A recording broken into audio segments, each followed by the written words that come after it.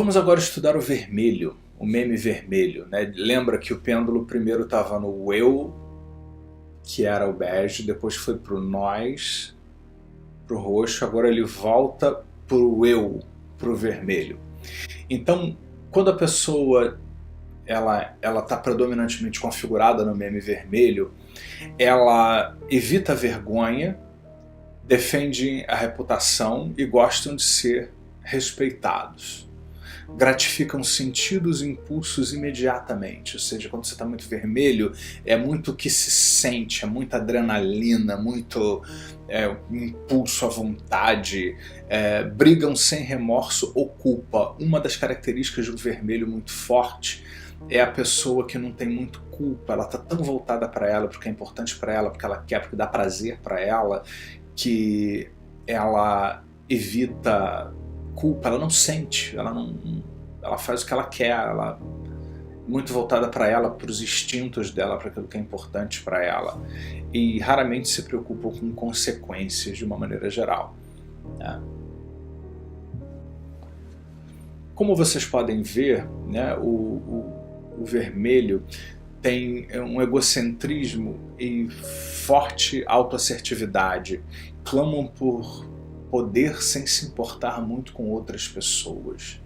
Então, na verdade, eles querem o poder, eles querem dominar. O estereótipo que você tem aí de um vermelhão forte é aquele chefe de uma facção criminosa, de uma gangue, né, que quer o poder, que vive para aquele momento, para aquilo ali.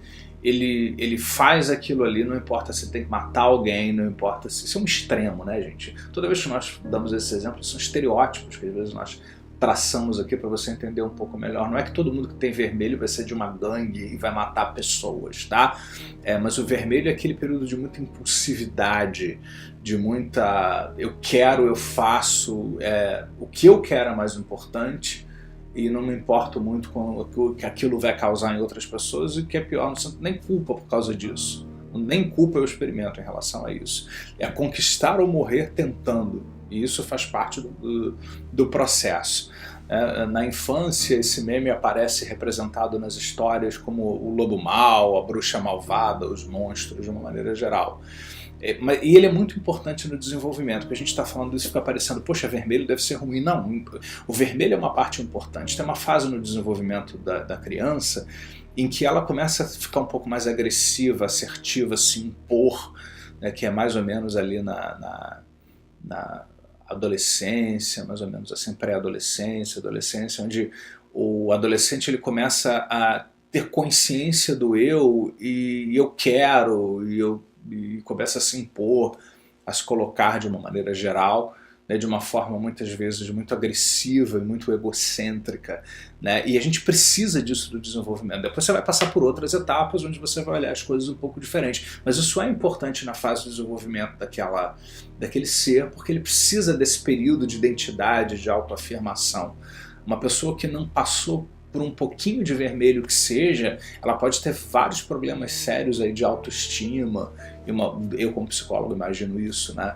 E outras coisas assim. Então parece haver uma conexão também com o aumento de endorfinas, o que modifica a química cerebral e também a descarga de adrenalina. Então, na verdade, lembra que eu falei que é uma estrutura neuropsicológica, indivíduos que estão muito voltados para o vermelho são indivíduos que parecem que naquela fase ficam tão elétricos, vamos dizer assim, que quando se mede fatores fisiológicos, biológicos, a pessoa está produzindo mais endorfinas, mais adrenalinas, é aquela pessoa que está tão ali, né, e tal, que ela muitas vezes se machuca e não sente dor, né, de tão adrenalizado, com endorfina que está no seu organismo, então nega feridas muitas vezes e danos que podem machucar outras pessoas, né, e em alguns casos muito extremos de vermelhos é necessário confinamento, né, aí nós estamos falando realmente daquele indivíduo que é o chefe da quadrilha, que é o psicopata, o sociopata. Ele é tão vermelhão que é só a vontade dele, o desejo dele, ele mata quem precisar matar pelos seus objetivos, ele extorque pessoas, ele passa por cima, ele prejudica sem sentir o menor remorso sem sentir a menor culpa em relação a isso. Então, nesses casos de vermelho extremo, de acordo com os autores, né, deixa isso bem claro, são aqueles casos onde muitas vezes a sociedade não tem outra alternativa senão confinar a pessoa, porque ela não consegue, ela vai prejudicar outras pessoas mesmo que tiverem, não tem culpa nenhuma e vou fazer a coisa sem o menor remorso ou problema. Inclusive o Dr. Clare Graves fez um estudo muito interessante associando o vermelho ao uso da cocaína, que essa coisa da adrenalina, de estar acelerado e tal. Ele fez um estudo da fisiologia, das reações neurofisiológicas do vermelho e estudou a molécula da cocaína e todas as propriedades da cocaína. Então é muito comum você encontrar usuários de cocaína muito fortes, assim, de acordo com eles, com um vermelho muito intenso, né? Ou seja, porque o próprio estado vermelho, onde a pessoa tem que ficar ligada no 220, tem a ver com a cocaína, que quando você usa, se você fica ligado no 220, de acordo com o que se relata aí e tal, né? Então tem uma conexão aí do uso da cocaína com o vermelho muito forte em muitos casos. Em termos de relações sociais, a gangue, o grupo de vermelhos, é um grupo que não tem uma conexão muito forte, né? As conexões são sutis, estabelecidas para aumentar a força do grupo por interesse, e quando é conveniente, porque no menor sinal de problema aquele grupo se desfaz, porque as pessoas não estão ali porque elas se importam umas com as outras, na verdade ninguém ali se importa um com o outro. Aquele grupo, aquela gangue, aquele bando de vermelhos é algo que se cria por uma conveniência, porque é melhor que seja daquela maneira, né? Até que deixa de ser, passa a não ser interessante e a pessoa simplesmente sai do grupo, é expelida do grupo, o grupo se desfaz sem o menor problema, menor remorso, menor questão aí. Então essa é uma coisa muito importante. E a diferença percebida entre gerações elevou o senso de raiva e do pensamento vermelho egocêntrico em adolescentes e jovens adultos. É muito comum encontrar, né, por exemplo, nesses grupos que vão protestar, um monte de pessoas nessa faixa de idade,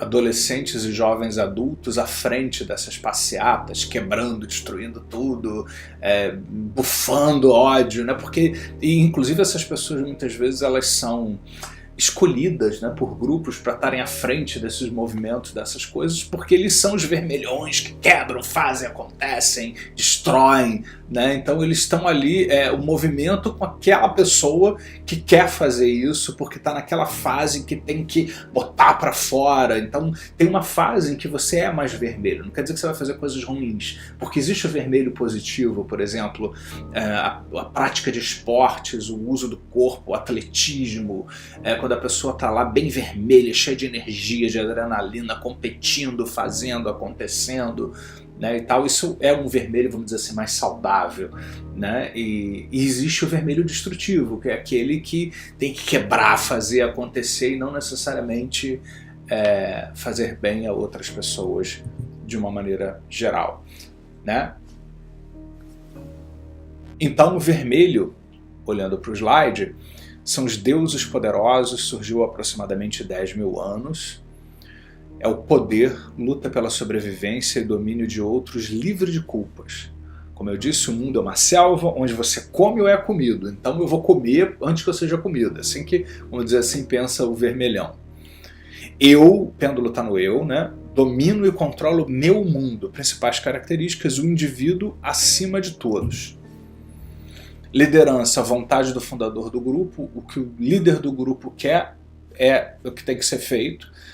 O vermelho ele é motivado por busca de recompensa. Se você tem indivíduos vermelhos predominantes, ele vai colaborar com você, mas recompense-o logo. O vermelho não funciona com essa ideia de faça para colher depois, que é como o azul que vem depois vai querer, né? Não, o vermelho ele quer agora. Um adolescente ele vai colaborar com você, mas você tem que recompensá-lo logo, né? Você tem que dar alguma coisa para ele continuar ali. Emoção, luta pela sobrevivência sem culpa, mas com vergonha. Lutar sempre. Está comigo ou contra mim? Eu faço o que eu quero, né? De uma maneira geral. Aprendizagem intencional mediante recompensa imediata e não pelo castigo. pensamento egocêntrico, muito voltado para si, para o eu muito forte, talvez seja o mais egocêntrico de todos, satisfação pessoal ao redor, custe o que custar. Eu tenho que me satisfazer, eu vou fazer aquilo que eu quero, aquilo que é importante para mim, não importa o que isso vai causar ou custar.